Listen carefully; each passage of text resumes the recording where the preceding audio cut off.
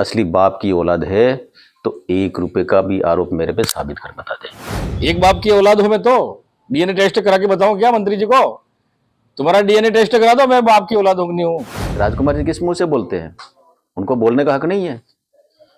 5 साल में आदमी करोड़पति बन जाए, कौन से खेत में नोटों की खेती के भैया बता। इसी व्यक्ति के नाम से 2 एफआईआर दर्ज हुई, वो गुंडागर्दी पर उतरे हुए। राजस्थान के डूंगरपुर जिले में एक बार फिर वागड़ के नेताओं ने डीएनए टेस्ट और एक बाप की औलाद होने का सबूत देने की बात करके मामला गरमा दिया है। इस मामले ने सांसद राजकुमार रोत और शिक्षा मंत्री मदन दिलावर वाले विवाद को फिर से हवा दे दी, जिसमें मदन दिलावर द्वारा सांसद राजकुमार रोत से हिंदू न होने का सबूत मांगते हुए डीएनए टेस्ट करने की बात कही गई थी, जिसके बाद राजकुमार रोत ने उग्र धरना दिया और मदन दिलावर को माफी मांगनी पड़ी। वहीं अब टीएडी मंत्री बाबूलाल खराड़ी ने कांग्रेस विधायक गणेश घोगरा के साथ राजकुमार रोत पर भ्रष्टाचार करने के कई गंभीर आरोप लगाए हैं। मंत्री बाबूलाल खराड़ी का कहना है कि गणेश घोगरा अवैध तरीके से पंचायत समिति के क्वार्टर में रह रहे हैं और उन पर जमीन धोखाधड़ी के 2 केस भी दर्ज हैं। वहीं दूसरी ओर बीएपी सांसद राजकुमार रोत पर 5 साल में कैसे करोड़पति बने और कौन से खेत में नोटों की खेती करने जैसे आरोप लगाकर सवाल उठाए हैं। इसके अलावा बता दें कि डूंगरपुर से कांग्रेस विधायक गणेश घोगरा ने मंत्री बाबूलाल खराड़ी पर पलटवार करते हुए कहा है कि डीएनए टेस्ट करवा लो, मैं एक बाप की औलाद हूं। घोगरा ने मंत्री की चुनौती को स्वीकार करते हुए स्पष्ट कहा है कि वे किसी भी जांच के लिए तैयार हैं, अपने आरोपों पर आज भी कायम है। इसके अलावा दोनों ने एक दूसरों पर आरोप लगाते क्या कुछ कहा वो भी सुनना चाहिए। हमारे यहाँ कई प्रकार के लोग आते हैं, हमारी रीति के अनुसार रहते हैं तो ठीक है, नहीं रहते हैं तो ठीक है। यहाँ कोई मशीन नहीं है। इनके ऊपर तो क्या आरोप लगे हैं ये पता नहीं क्या। राजकुमार जी किस मुंह से बोलते हैं? उनको बोलने का हक नहीं है? 5 साल में आदमी करोड़पति बन जाए, कौन से खेत में नोटों की खेती के भैया बता। और तुम्हारा एक जयकृष्ण है, आनंदपुरी का विधायक, प्रश्न लगाने के एवज में 10 करोड़ रुपए मांगता है कि भैया 10 करोड़ रुपए दो, बाकी तो तेरे को रोड पे ले आऊंगा, धमकाता है। और जब एसीडी ने उनके हाथ धोले तो कलर भी तो निकला था, ये तो साबित था ना। फिर उसके बाद देखिए ये षड्यंत्र किस बात का षड्यंत्र है? किस मुझे राजकुमार बोल रहा है? ये लूट की दुकानें खोल रखी, लूट की। इनका एक ही जो विद्यार्थी युवा मोर्चा का या किसका पदाधिकारी था, सोशल मीडिया के मार्फत से पैसा इकट्ठा कर रहा था, उसमें पकड़ा गया। क्या है ये? गणेश घोगरा ये कहते हैं कि 1.5 लाख रुपए हमने लिया। ये पंचायत समिति के डूंगरपुर में 9 नंबर का क्वार्टर किसके एहसान से, किसकी कृपा से रह रहा वो बताए। 22-23 तक शायद किसी के अलॉट था, उसमें वो रह रहा था, तो वो तो उसकी कृपा से रह रहा था। बिलों का भुगतान वो कर रहा था, लाइट और पानी का। लेकिन 23 के बाद में अब तक 1 रुपया न तो बिजली का जमा हुआ है, न उसका लाइट का भुगतान हुआ, न किराया हुआ। ये क्यों रह रहा बता मुझे। दूसरा, इसी व्यक्ति के नाम से 2 एफआईआर दर्ज हुई है जमीन घोटाले की, वो भी मैं लाया हूं। गणेश घोगरा जी जिस प्रकार का आरोप लगाते हैं वो गुंडागर्दी पर उतरे हुए, वो गुंडागर्दी करते हैं। एक जनप्रतिनिधि का स्वभाव होना चाहिए, वह स्वभाव नहीं दिखता मुझे। कई बार हमारे अधिकारी वसूल हो जाते हैं, अधिकारी झगड़ने लग जाते हैं। ये राजनीतिक व्यक्ति का काम नहीं है, जनता का चुना हुआ जिम्मेदार व्यक्ति है। मेरे पे आरोप लगाए हैं, मैंने विधानसभा में उनको चुनौती दी है।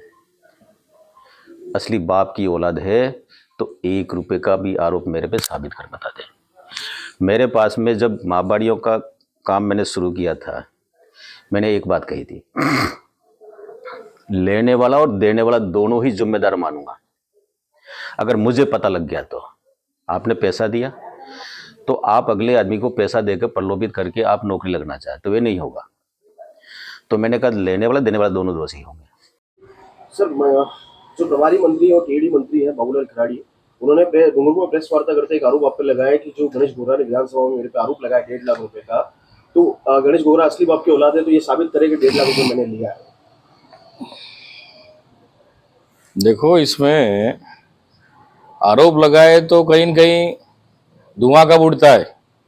आग लगती है, जंगल में आग लगेगी तो ही धुआं उड़ेगा ना। आपने लिए थे, आपके जो नेता हैं बीजेपी के नेता उन्होंने लिए, लेकिन लिए पैसे तो अब आपके पास कितने आए कितने नहीं आए वो तो जनता बताएगी। और जो लगे हुए हैं महाबाड़ी में जो शिक्षा कर्मी लगे हुए हैं उनको पता है वो तो, लेकिन वो खुल के बताना नहीं चाहते हैं कि हमें तो महाबाड़ी में की नौकरी मिली है, हमारी नौकरी चली जाए यूं करके। और 100% लिए हैं। एक बाप की औलाद हूं मैं तो डीएनए टेस्ट करा के बताऊं क्या मंत्री जी को? तुम्हारा डीएनए टेस्ट करा दो, मैं बाप की औलाद हूं नहीं हूं, ठीक है ना? हमारा तो इतिहास है हमारा। तो जिस तरह से इन्होंने, मैंने एक ही आरोप नहीं लगाए, 2 आरोप लगाए। 1.5 लाख रुपए तो इनके नेताओं ने लिए। आपके पास कितना कमीशन आया ये पूछा है मैंने। आप वापस उसको, जो मैंने विधानसभा में बोला है, आपके नेता जो नीचे ले रहे हैं बीजेपी भारतीय जनता पार्टी के, उन्होंने लिए 1.5 लाख रुपए, और आपके पास कितना कमीशन आया है ये आरोप लगा है। दूसरा आरोप, जनजाति का बजट है, जनजाति का पैसा है, और महाबाड़ी और समन्वयक जो लगते हैं सुपरवाइजर, भाई एसटी के अवेलेबल है, उसके बाद आपने गैर जनजाति वर्ग के अभ्यर्थी क्यों लगाए? 2 आरोप लगाए, एक आरोप नहीं लगाए। और मेरे पास पूरी लिस्ट है, ये पूरी 15 जने गैर जनजाति ये लगाए हैं। कौन से नियम के अंतर्गत लगाया आपने? जनजाति बच्चे नहीं थे क्या? वो भी बीए, बीएड, पोस्ट ग्रेजुएशन है, बेरोजगार हैं। जनजाति का पैसा जनजाति पर लगाना चाहिए, ये भी आरोप लगाया मैंने तो। दूसरी बात रही क्वार्टर की बात रही। क्वार्टर कोई मेरा कोई या मकान नहीं है, मेरा कोई परिवार नहीं रह रहा है, किसी के नाम अलॉट हुआ है, मेरे नाम अलॉट नहीं है। और ये ऑफिस जनता की सेवा के लिए, मैं तो घंटे 2 घंटे यहाँ रुकता हूं, यहाँ कोई सोता नहीं हो, आप देख लो, चेक कर लो। मैं तो जनता की सेवा के लिए, जनता की जन सुनवाई के लिए, सरकारी क्वार्टर है ना, तो जनता की जन सुनवाई के लिए मैं घंटे 2 घंटा 4 घंटा आता हूं। यहाँ कोई रहता नहीं हूं, मैं तो गांव में रहता हूं। कभी आप पता कर लो कि एमएलए साहब कहां रहते हैं। गांव में जो मेरा मकान है पुराना, उसी में रहता हूं। तो बिल्कुल ये आरोप निराधार है। आप अपने गिराबान में जाके, और आपके नेताओं ने वास्तविक में 1.5 लाख रुपए लिए हैं तो लिए हैं, और उसके बाद आप जनजाति का बजट है, जनजाति के बजट में आपने गैर जनजाति को घुसा दिया, लगा दिया। रिमोट कंट्रोल के नेता हो आप, काय क्या मंत्री हो? जनजाति में 2 साल में क्या विकास करते बताओ?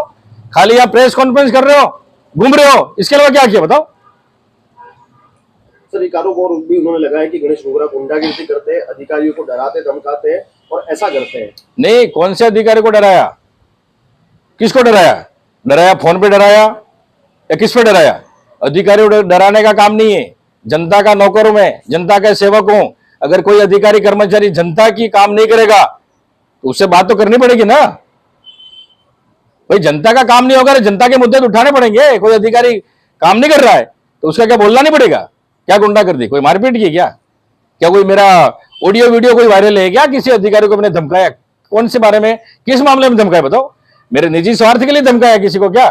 मैं अगर जो अधिकारी को, अगर किसी कर्मचारी को कह रहा हूं जनता की मांग, विकास के काम को लेकर अगर किसी अधिकारी को फोन करता हूं आप सुधर जाओ, वो बीजेपी ने आपको नौकरी नहीं दी अधिकारियों कर्मचारियों को।